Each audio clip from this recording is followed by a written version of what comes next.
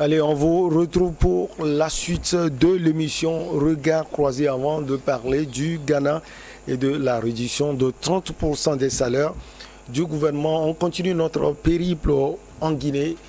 Conakry, l'ex-gouverneur de la Banque centrale, Lanseni Nabé écroué, comme Valentin Mayaba avait la parole. Oui, j'avais la parole, j'ai développé tantôt que les actes posés par Doumbia aujourd'hui laissent entrevoir beaucoup d'espoir. Merci pour m'avoir prêté le mot. Parce qu'au-delà de tout, les Guinéens attendaient que sous le règne de Condé, tout ce qui était baigné dans ces détournements, ces genres d'actes inhumains soit quand même démantelé et répondre de leurs actes. C'est ce qu'il a commencé. Sauf que la question que beaucoup, d'ailleurs même se posent par rapport à la légitimité, je ne vois pas fondamentalement la question en ce sens. C'est pas parce que il faut peut-être, quand on a parlé même, quand on a dit il faut le CNT, le Conseil national de transition, c'est parce qu'il faut réunir tous les acteurs politiques pour réfléchir sur l'ensemble des questions qui puissent permettre à une élection libre et transparente. C'est de ça qu'il s'agit. Aujourd'hui, si on n'a pas encore trouvé de solution par rapport au calendrier électoral, puisque la question fondamentale aujourd'hui, c'est le calendrier électoral. Mais il y a des comment l'appelle-t-on? Il y a des questions qui précèdent ce calendrier. Il faut faire un travail préalable d'abord avant de penser à ces élections. Ça va prendre du temps. Non. Moi, je disais tantôt qu'il ne faut pas qu'on parle du temps. Le temps, c'est d'ailleurs pourquoi je disais personne tout à l'heure, ne dispose de temps. Pour le moment, qui vous dit que le Conseil national de transition ne va pas fixer un calendrier électoral lors des assises qui auront lieu? Non, on sait que tôt ou tard, il va le faire. Mais dans tous les cas, aucun calendrier n'est encore défini avant que nous parlions, qu'on ne pense au temps. Le temps, par rapport à quoi? Je ne sais pas. Quand les gens parlent du temps, c'est par rapport à quoi? Bon. Si vous pouvez me répondre à cette question. C'est des intérêts, mais je ne parle pas des intérêts ici. Mais ici, ce qui est intéressant, c'est que est-ce que l'intention de Doumbouya d'organiser des élections y est ou pas? On peut avoir l'intention. Oui. L'intention y est. Passe, parce que quand... Le temps passe, on peut le dire. Ça fait plus de 6 mois. Oui, plus de 6 mois. Aucune proposition concrète. Non, ce n'est pas une question de proposition. Moi, je l'ai dit, ce n'est pas une question de proposition. Aujourd'hui, faisons tout. Mais ces acteurs politiques-là doivent se mettre ensemble pour définir un calendrier. Puis qui vous dit que c'est Doumbouya qui refuse, qu'on ne fixe pas le calendrier électoral? Le programme. Mais c'est le Conseil qui va... Sur la question de la légitimité, oui, on va donner la parole à l'homme politique. c'est-à-dire que vous savez, tout le monde souhaite que ça se passe bien en Guinée. Mais pour quelqu'un qui dit « je vais être un sauveteur de mon pays, je prends le pouvoir contre les règles », c'est-à-dire que je fais un coup d'État. À partir de cet instant, vous n'avez pas la légitimité. Oui. C'est pour cela que je dis clairement que je suis contre. Parce que quand quelqu'un n'est pas légitime, quand il vient en politique, il vient généralement sans aucun programme. Voilà. Et parfois, il devient même une marionnette, tout que les gens tournent autour. Alors, M. Doumbouya dit qu'il veut assainir les choses. Mais il appartient à un gouvernement légitime de le faire. Je vais vous expliquer. Parce que ma crainte, puisque vous vous applaudissez, vous pensez que ce que M. Doumbouya fait, que c'est à applaudir. Mais vous ne vous posez pas la question pourquoi autant la CEDEAO ne s'acharne pas par le fait qu'on ne les oblige pas à aller vers le calendrier électoral, comme on demande dans le pays voisin, au Mali, on dit qu'il faut aller vite. Pourquoi on lui donne carte blanche? Pourquoi, par exemple, la France n'est pas si pressée qu'il y ait des élections? Pourquoi vous pensez que c'est si simple que quelqu'un qui est militaire vienne prendre le pouvoir comme ça et qu'il commence par assainir, on dit il assainit. Et puis je vais vous dire, vous pensez que quelqu'un puisse déplacer des tonnes d'or sans que... les tonnes d'or sont... On parle de 3 tonnes. Un instant, les tonnes d'or sont où? C'est dans un pays africain? C'est pour cela qu'il faut qu'on aille doucement, parce que nous, on ne veut pas mettre les choses dans les... Vous pensez que là où les tonnes d'or sont, là, vous pensez qu'ils veulent que les tonnes d'or là reviennent aux Africains. Mais je vais pas... Ce que je vais dire, c'est que lorsque vous avez pris le pouvoir, que vous dites que vous voulez ramener la situation de vous devez présenter un programme clair. Faire en sorte, dans votre désir d'aider les communautés, arriver vers un gouvernement légitime qui peut poser des actes. Aujourd'hui, quelle est sa légitimité?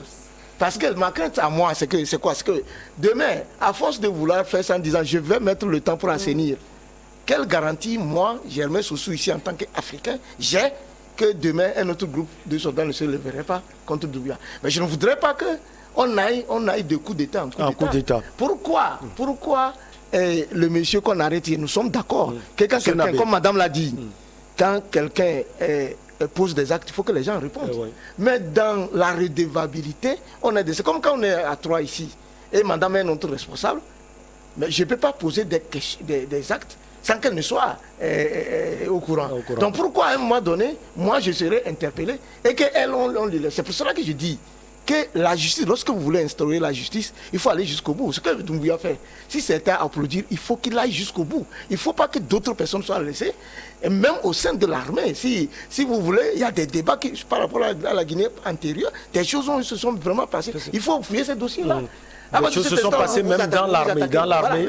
Vous vous attaquez par exemple à un groupe de vous risquez même de soulever d'autres choses que vous n'avez pas voulu. Dans tous les cas, ce que moi je souhaite pour M. Doumbouya, dans sa volonté d'aider les Guinéens, c'est d'aller vers un gouvernement légitime qui t'a aidé, aider ce gouvernement légitime à poser des actes qu'il est en train de poser. Parce que lui, il a voulu juste aider. Il est dans l'illégalité, il n'est pas dans la légitimité. Il faut amener. S'il veut être président, comme vous l'avez dit, heureusement quand la charte dit qu'il ne peut pas être président, c'est de conduire les choses pour qu'il y ait un gouvernement légitime qui pose... Madame, on a vu le raisonnement de Komi Valentin Mayaba, celui de l'homme politique Germain Sossou également. On peut facilement comprendre ces raisonnements, mais les analystes se posent aussi cette question. Si le déblayage, il est fait à tous les niveaux, pourquoi pas au niveau des forces armées? On a vu aussi leur rôle dans les répressions tous azimuts. Oui. Bon, Doumbouya fait partie de l'armée. Cette armée-là qui l'a aidé, une partie qui l'a aidé à prendre le pouvoir. Donc, bon, je me dis, il sait ce qu'il fait. Parce qu'il sait ce qu'il fait. Et puis, bon, pourquoi le coup d'État est-il arrivé? Bon, il faut qu'on comprenne, les causes, les raisons qui ont poussé à avoir... Ce mandat de plus. Voilà. La répression également. Bon, il fait partie de ceux qui avaient réprimé autant d'Alpha Condé. C'est ce que donc, du dire, coup, s'il se mettait tout de suite à poursuivre, c'est un aspect, à poursuivre ceux qui ont réprimé les civils dans le temps, et oui, il fera partie aussi. Donc, il y a deux poids, deux mesures. Il y a deux poids, deux mesures. Il n'est pas, il n'a pas la légitimité, il n'est pas fondé à amener la... Mais pour le moment, ils sont au pouvoir. C'est eux qui sont... Madame, quand on est au pouvoir, on peut se protéger. C'est ce que vous aviez dit tout à l'heure. Non, c'est-à-dire que je ne le protège pas au sens que, mais une fois qu'il est là, bon, tous les pouvoirs lui appartiennent d'agir. Voilà, donc c'est ça, parce que c'est ce que nous voyons. Mais pourquoi il y a eu coup d'État? C'est parce qu'il y avait eu déjà un coup d'État électoral, un coup d'État constitutionnel. Quand on tripatouille, c'est ça. On fait le tripatouillage dans la Constitution, on fait les coups d'État électoraux. C'est pour cela que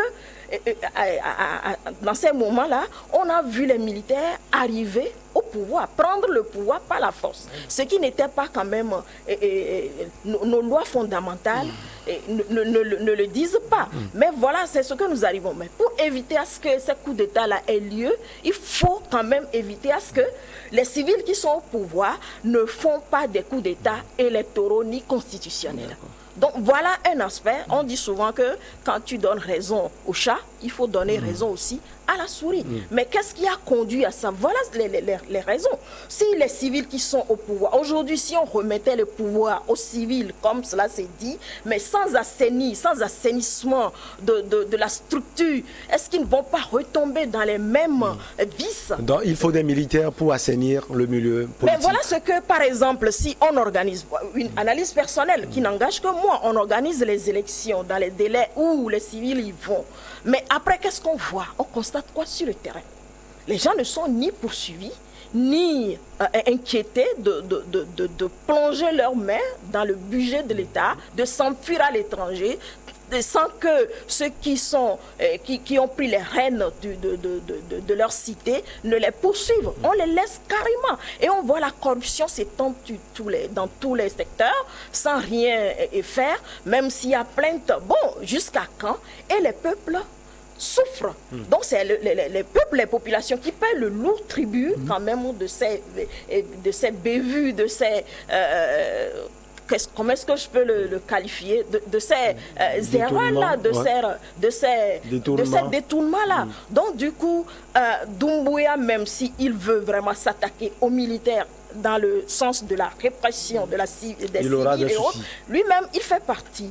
Parce que si on va interroger tout juste le temps qui vient avant lui, le temps Alpha Condé, mais il va y répondre. Oui, donc vous voulez dire qu'après lui, le gouvernement qui viendra va le poursuivre aussi. Bon, et ça continue. Et ça, je n'en sais rien. Voilà. Mais ce qu'il y a, c'est qu'il faut arriver à un moment à en finir avec les coups d'État militaires et les coups d'État électoraux et constitutionnels. Tous les coups d'État. Tous les coups d'État. Et cela revient aux Africains de travailler sérieusement là-dessus.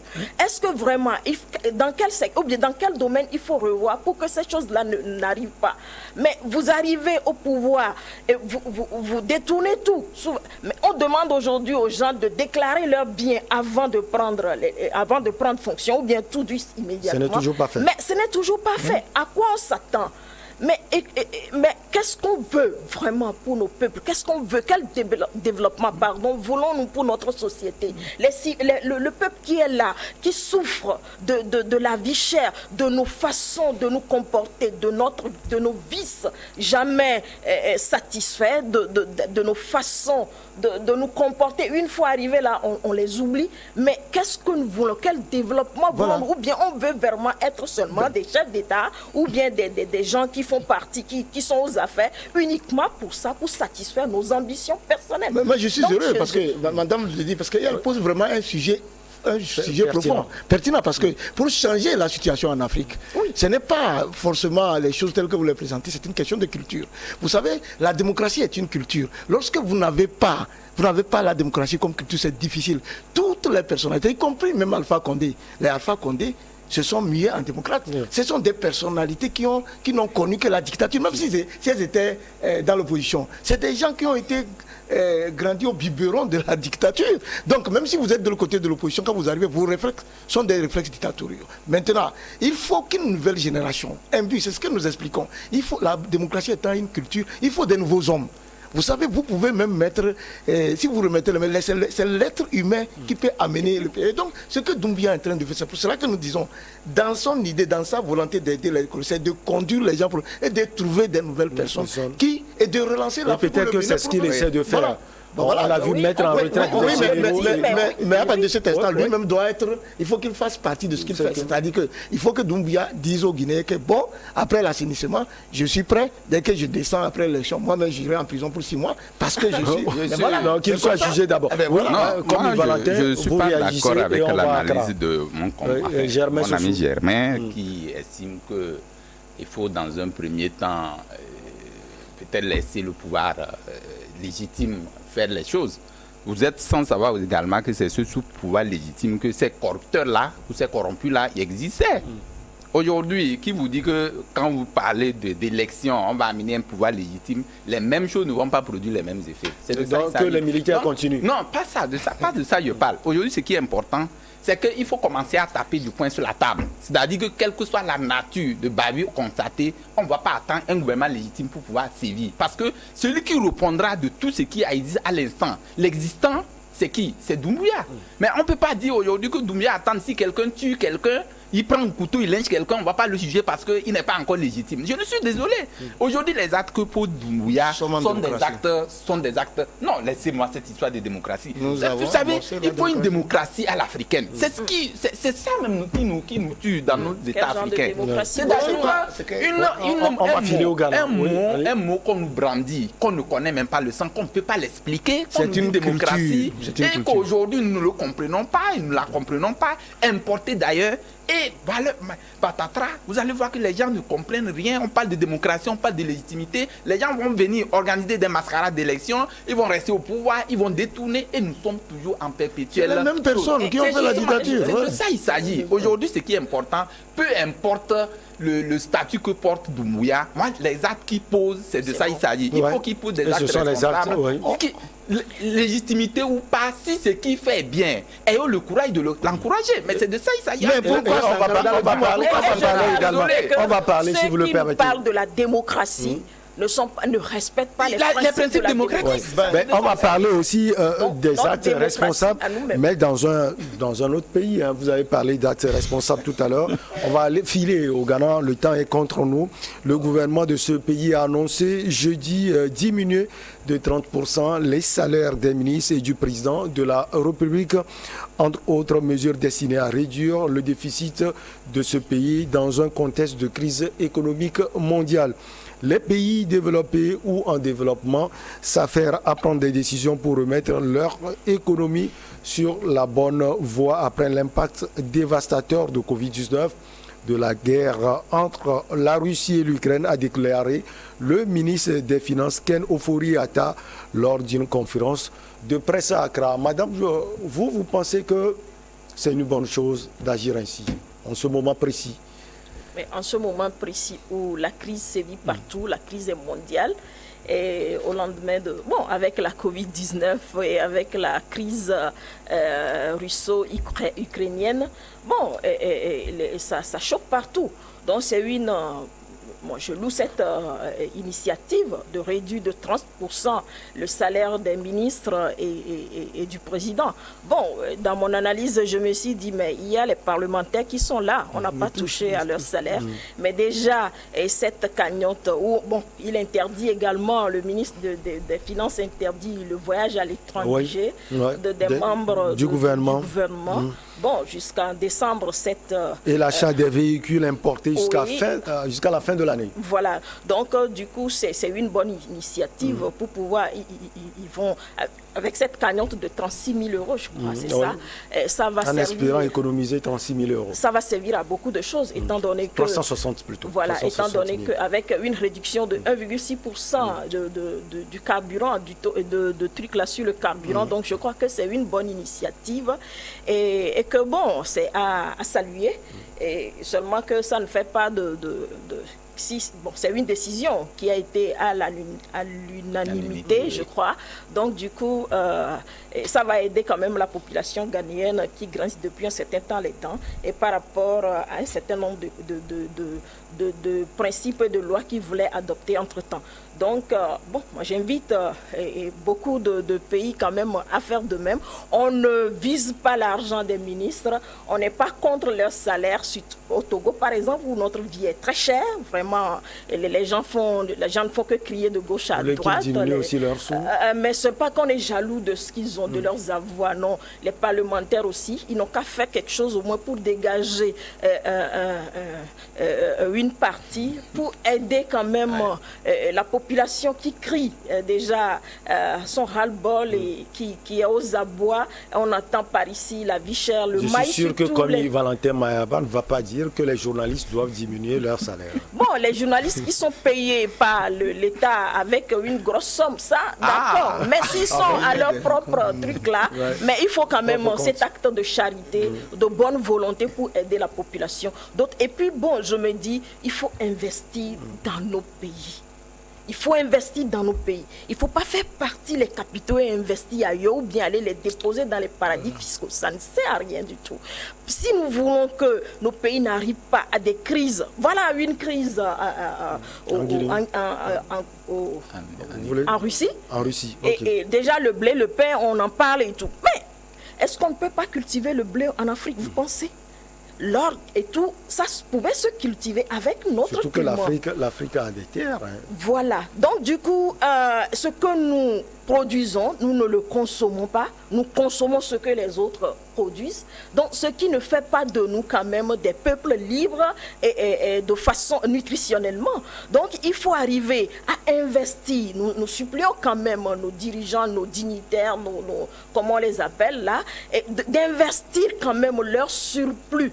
Je ne vais pas dire ce qu'ils gagnent, le superflu, si vous me permettez le terme aussi vulgaire dans ce sens-là pour caricaturer ce que je vais dire, ne pas déposer les trucs dans les paradis fiscaux, ce qui permettra quand même au pays quand même que l'argent circule et qu'on n'arrive quand même pas à ces extrêmes-là où pour s'acheter le pain, on voit la baguette, on se dit mais jusqu'ici ça ne touche pas trop, mais avec le temps on verra que ça va aller. Mais il faut une politique de développement au niveau de notre l'agriculture, consommons ce que nous produisons. L'année passée, par exemple, on a effectué un déplacement sur, je l'avais dit déjà, à Corvier, mais quelle est la qualité du riz? Si tout était brûlé sur le terrain parce qu'il manquait d'engrais. Mais voilà, la Russie ne veut plus exporter l'engrais chimique pour pouvoir alimenter nos terres, mais arrivons quand même à mécaniser nos cultures pour s'autosuffire au moins dans ce sens-là. Et nous avons plein de choses, plein de potentiel. On a beaucoup de choses, mais seulement ce que nous produisons pour pouvoir exporter, c'est le coton, c'est le cacao, c'est les autres choses. Nous avons le phosphate. On pouvait faire l'engrais et développer quand même l'agriculture. Et qu'on redynamise ça. Et pourquoi ces choses-là ne marchent pas? Parce que quoi? Le secteur agricole est considéré comme un secteur nul, excusez-moi, parce que ceux qui sont dedans ne sont pas considérés. Ceux qui sortent à la fin, ils demeurent toujours tels qu'ils étaient.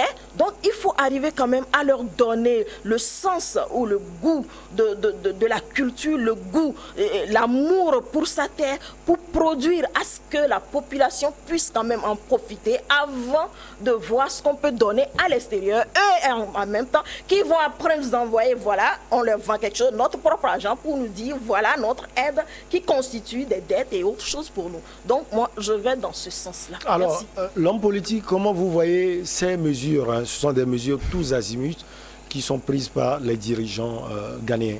Vous savez, quand vous êtes en face d'une crise économique, telle que, je ne voudrais pas faire rapidement l'histoire économique ou sociale de l'humanité, où tout le monde sait que en 1929, il y a eu une crise. Oui, crise, oui. Parce qu'on a, avec toutes les conséquences, y compris des conséquences politiques. Donc, depuis lors, depuis l'apparition de la maladie de la Covid, c'est exactement quand nous sommes en train de vouloir sortir de c'est les problèmes qui sont en train de naître. Et chaque État essaie de voir comment il pourra s'en sortir. Ce que le Ghana propose, ce que le président ghanéen propose, sur le principe, il veut indiquer la crise chez lui. Vous savez, nous sommes maintenant dans un monde qui est devenu pratiquement un village. Et en Afrique, nous sommes pratiquement... Donc, nous sommes des pays de la sous-région. Il y a les politiques individuelles, mais il y a les politiques sous-régionales. Vous savez ça? Alors, ce que le Ghana propose, ça, ils se battent pour voir s'ils peuvent, à leur niveau, s'en sortir. Et c'est à saluer. Et vous pensez que c'est un modèle? Non, je dis c'est à saluer. C'est un exemple, j'allais dire. Oui, mais c'est à saluer, mais ça montre l'échec de la gestion de nos États africains. Vous savez, vous ne pouvez pas être une famille, père, maman, papa, des enfants, et puis vous avez, par exemple, un salaire de 50 000 francs, et vous vous mettez, par exemple, à tout dilapider chaque fin du mois. Un bon parent ne dilapide pas tout, il met au moins 10 000 francs, se disant, en cas de question. Comment vous pouvez comprendre que nous, ce que le président ghanéen propose là, c'est ahurissant. Pourquoi, par exemple, en Europe, on ne propose pas ce qu'il propose? Parce que les États ont normalement ce qu'on appelle les réserves. Chaque État a ce qu'on appelle les réserves. Parce que ce n'est pas seulement la crise.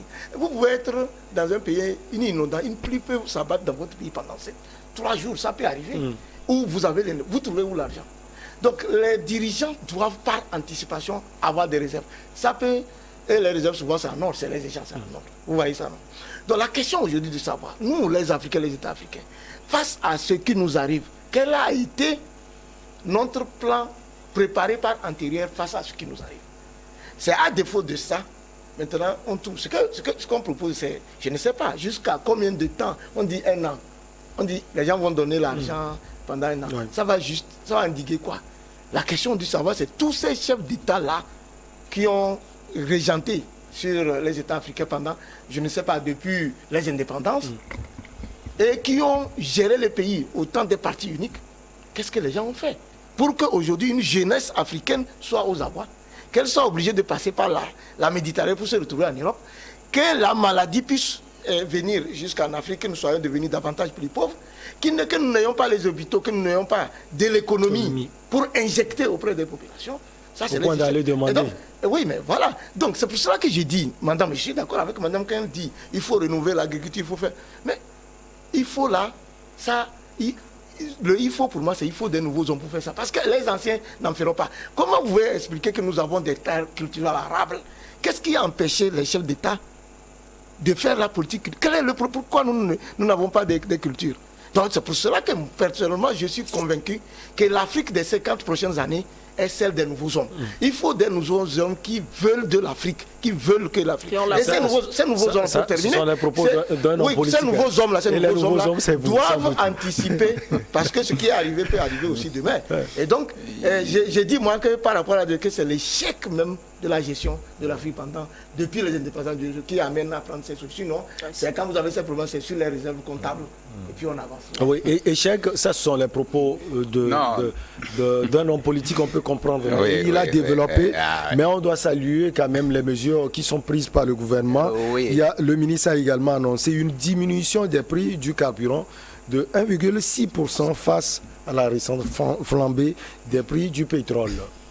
Ah oui, je suis très ravi que l'homme politique puisse s'exprimer dans ce sens, parce que de nouveaux hommes aussi ne peuvent pas avoir des visions. Parce que s'il me parlait des visions, j'aurais pu comprendre, parce que ici c'est une question de vision. Ouais, alors, c'est ça que je parle, c'est une vision voilà, qu'elle présente. Oui, c'est pour cela que je dis, je lui demande de prendre le pouvoir et de présenter la vision. Les nouveaux hommes peuvent ne pas avoir de vision. Oui, mais les anciens ils sont là, il faut justement, c'est de ça il s'agit. Donc ici, c'est une question de vision. Pour l'homme politique, les anciens sont là. Ah bon, voilà, il faut avoir des visions. D'accord, c'est pour ça que je dis, je comprends. Vous comprenez, le périmètre dans lequel je suis, d'accord. Non, ce n'est pas bon, d'accord. Pour revenons-en, c'est-à-dire ici, c'est que la décision du Ghana, du président ghanéen aujourd'hui, reste encourageante, parce que quoi qu'on dise, la crise, elle est mondiale. La crise pandémique a été une crise mondiale et puis affecté pratiquement tous les continents du monde. Et tout le monde devait s'attendre qu'après cette crise, même d'ailleurs, elle n'est pas encore finie, elle est en train de faire des ravages dans certains pays, mais les conséquences, c'est actuellement que tous les continents vont les vivre. Et maintenant, chaque pays cherche des stratégies, comme d'ailleurs même les deux l'ont déjà développé, cherche des stratégies pour la sortie de crise. Puisque pour résoudre, c'est-à-dire que pour résoudre un peu le problème lié à cette crise-là, alors chaque État développe des stratégies. Donc, la stratégie développée par le président ghanéen aujourd'hui reste, à mon avis, à saluer parce que... Une stratégie éphémère. Bon, c'est vous qui le dites, parce que d'abord il faut répondre, c'est-à-dire que l'instant T, il faut chercher à trouver une solution immédiate d'abord avant de penser à une solution pérenne. C'est vrai ce qu'il dit est bien, parce qu'il fallait envisager des structures, en fait, des possibilités pour que, quand au cas où il y a tel événement, qu'on puisse répondre. Mais je vais peut-être imaginer un petit truc qui comprenne que, à supposer que vous êtes dans une famille, il y a le feu de bourse qui arrive, qui ravage votre maison. Et il ne reste que peut-être quelques grains de maïs. Je ne sais pas. Et le père de famille prend le maïs là, vous le divisez un peu. Dans tous les cas, la famine va arriver. Vous devez attendre la famine. Ouziement, la famine va arriver. Donc ici, personne n'envisageait ou ne présageait pas qu'il y aurait cette crise-là. C'est là pourquoi il faut prévoir. C'est une question de prévision. Donc il fallait anticiper sur des questions pour qu'au cas où il y a des crises de ce genre, qu'on puisse quand même répondre aux besoins réels des populations, afin qu'on ne puisse pas quand même rester dans le gouffre. Mais le monde dans son ensemble a été affecté. Ça, il faut le comprendre. Mais l'Afrique, on a dansé pendant 30 ans. Oui, je ne refuse pas. Mais est-ce que c'est seulement l'Afrique qui a été affectée par cette pandémie? Oui, mais nous, on a dansé. On a pris notre temps à danser pendant 30 ans. On a dansé, c'est vrai, nous avons des difficultés. Je ne refuse pas ce que tu dis. Mais en parlant de la crise économique actuellement, en parlant de la crise actuelle, la crise économique, pandémique actuelle, ce n'est pas seulement une question d'Afrique. C'est une question qui prend des dimensions beaucoup plus que ce que mon frère Germain le pense. Donc ici, il est question, peut-être, comme il le dit, cette crise nous a donné ou nous a amené à une nouvelle école. C'est-à-dire que demain, c'est une leçon. Demain, il faut peut-être être sur des qui-vivent. Pas de nouveaux hommes, mais il faut des visions. Les gouvernants, ceux qui sont aux affaires doivent penser à des stratégies, développer des stratégies, des mécanismes pour répondre aux éventuelles conséquences des éventuelles crises qui pourront arriver. C'est de ça qu'ils s'agit, mais des nouveaux hommes aussi ne pourront pas. Si ils n'ont pas la clairvoyance, ne pourront pas avoir cette vision-là. Une vision, ce n'est pas parce que tu es ancien que tu n'as pas de vision, mais une vision, ça se développe à tous les niveaux. Oui. Non, mais avec mon ami Komi Mayaba, je ne sais pas pourquoi il n'arrive pas à comprendre que le monde c'est-à-dire que le monde a tellement évolué que lorsque vous avez les États toujours dirigés par ces mêmes personnes qui ne comprennent pas que aujourd'hui, le monde dans lequel nous sommes, c'est l'anticipation. C'est l'anticipation qui peut vous amener à survivre. Je ne dis même pas à survivre. Face à la mondialisation, face au problème, vous ne pouvez pas dire, bon, quand quelque chose va nous arriver, on va partager les grains de maïs, tout ça là. D'accord. Mais c'est qu'il ne faut pas partager les grains de maïs. Il faut faire des stocks. C'est comme ça. En faisant les stocks, permettez à ce que vos enfants, tout le monde vivent. Vous savez, je ne voulais pas. Ce qu'il dit, c'est intéressant. Oui, moi, j'ai salué. Se basant sur de nouveaux hommes, c'est de ça que je parle. Oui, c'est-à-dire que je ne suis pas contre.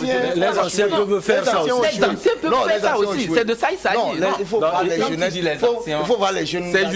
C'est justement. Vous avez parlé d'une alternance. C'est-à-dire qu'aujourd'hui, quand vous parlez de jeunes, tout ça, là, il faut venir. Vous savez, c'est sous même les anciens que les jeunes peuvent émerger. Oui, mais ils ne veulent pas. Et les jeunes dirigent aussi aujourd'hui. Les jeunes dirigent partout. Vous savez ce que vous proposez, ce que le président ghanéen propose, c'est parce que vous ne faites pas attention. Vous m'excusez. Il y a un chef d'État qui l'avait déjà proposé en Afrique. C'est lequel? Regardez. Mais à côté, ici. À côté. Mais il a été dégagé. Le président Sankara. Vous savez, quand il a pris le pouvoir, il a demandé au ministre, il a demandé au ministre de ne même pas rouler les voitures. Il voulait faire l'économie. C'est ce que j'ai dit. Non, j'ai dit. Oui, par exemple, c'est-à-dire que c'est quelqu'un qui était visionnaire dont tu parles. Oui, bon, donc, c'est que le président ghanéen propose, c'est entre autres les solutions proposées depuis par le président Sankara. Mais lui n'est pas un ancien. Non, je me dis, mais il a été dégagé. C'est ce que je t'ai dit. Je parle de celui qui a proposé. D'accord, moi je comprends son nouveau. Oui, mais moi ce que je dis, c'est que, Komi Mayaba, si avec les idées que tu développes, si tu as la place, tu m'excuses, de quelques-uns que je connais maintenant, peut-être que tu feras. Tu vois, non, tu ne vas pas permettre que ce sou, dans un instant, demain, il tombe d'abord malade avant que tu le trouves à l'hôpital. Ce que je dis, j'ai besoin que ce soit des nouvelles personnes en Afrique qui incarnent les 50 prochaines années. Il ne faut pas que ce soit, par exemple, vous m'excusez, des gens comme par exemple, moi je suis un acteur politique, Monsieur Bongo par exemple, qui veut se représenter encore à nouveau. Qu'est-ce que vous voulez que je dise par quelqu'un du père au fils? Ils sont restés pendant plus d'une cinquantaine d'années avec la situation dans laquelle nous sommes et que vous me disiez de continuer par soutenir quelqu'un comme ça. Vu son non, état, ils n'ont qu'à. Ce n'est pas. Non, le débat n'est pas là. C'est-à-dire que ici, c'est la longévité au pouvoir ou bien nouveaux hommes. C'est-à-dire que c'est un débat qui est différent. On parle de nouveaux hommes. Oui, ce que je dis. Ce que je dis. Les nouveaux hommes des nouveaux systèmes. C'est-à-dire que ceux qui n'ont pas géré l'Afrique pendant ce cas, ils n'ont qu'à. Ce n'est pas une insulte de dire bon, on va se reposer. Laissons ces jeunes-là qui ont été à l'école, qui ont des nouvelles idées, qui sont à l'ère de la technologie, qui anticipent. Oui, le message passe. On va marquer la pause pour le journal et on vous retrouve pour la suite.